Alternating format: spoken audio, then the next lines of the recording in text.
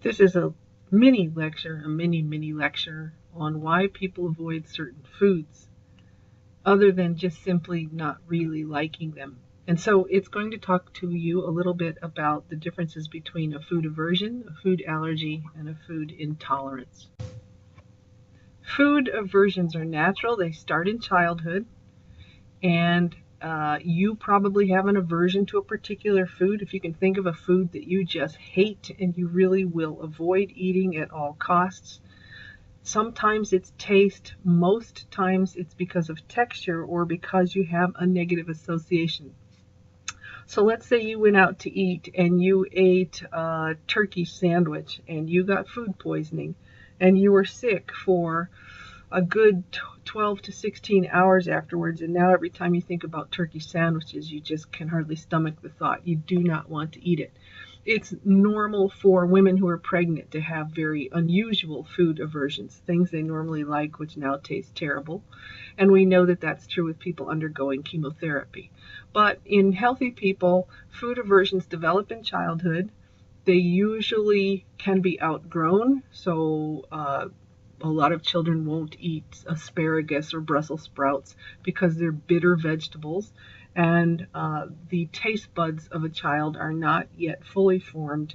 And once the taste buds mature, those foods don't taste as bad as they used to. Other people just don't like things that are slimy. So I often have students who don't like oysters, they don't like scallops, they don't like certain kinds of beans, they don't like chunks of tomato in their food. So food aversions are normal. We come across them almost every day. A food intolerance is different. It is your body not tolerating the food. So whereas a food aversion is you not tolerating the food, usually mentally, an intolerance is a physical reaction. And so you see here someone who's eaten something and it's given them cramps in the stomach, bloating, gas, diarrhea, or it's made them vomit. This is the body repelling the food. The food is not welcome.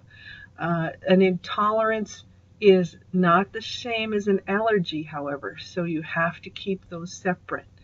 An intolerance means there is no immune response, so you don't see a rash and you don't see people getting sneezy or watery eyed. You don't see them starting to hyperventilate because they're having trouble breathing. There's no immune response. So this is not an allergy, it's an intolerance. Lactose intolerance is an example.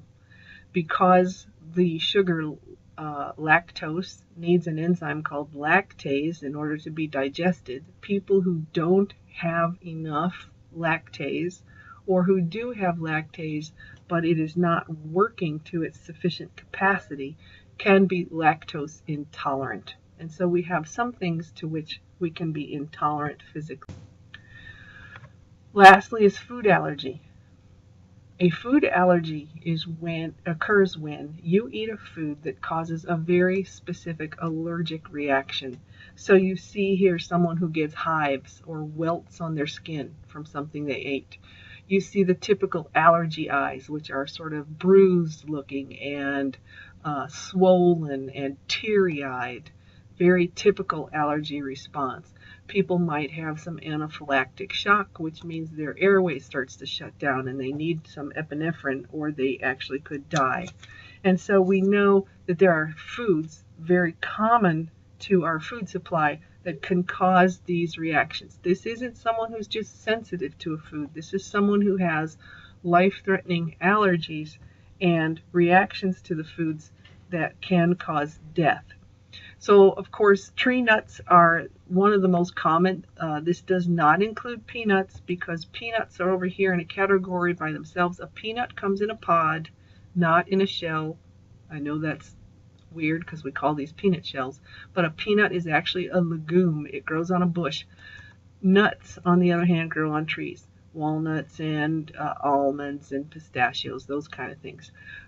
Sometimes people have tree nuts so that all allergies, so all the nut has to do is touch their lips before they even eat it, and their lips will start to swell up.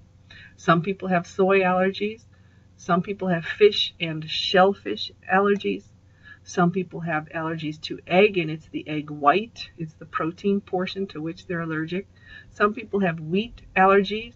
Some people are allergic to the wheat itself, other people to the gluten, which is a protein in the wheat, and yet other people who eat wheat products are allergic to the yeast in the products. So when someone has difficulties after eating wheat products, a little more investigation has to be done to find out, well, is it the gluten, is it the wheat, or is it the yeast? And then some people have dairy allergies. This is different than lactose intolerance. This is an allergy to the protein. Almost all food allergies are related to the inability of the body to break down the protein that is in that food to which a person's allergic. And so the food escapes the small intestine and gets into the large intestine as a whole protein, undigested. The large intestine recognizes it as an invader, a foreigner, and the large intestine helps mount a histamine response to that undigested protein. And yet some of these things can just touch your mouth and also cause the same sort of hyperreactivity that can make us very sick. So that's it. That's food allergies, food aversions, and food intolerance.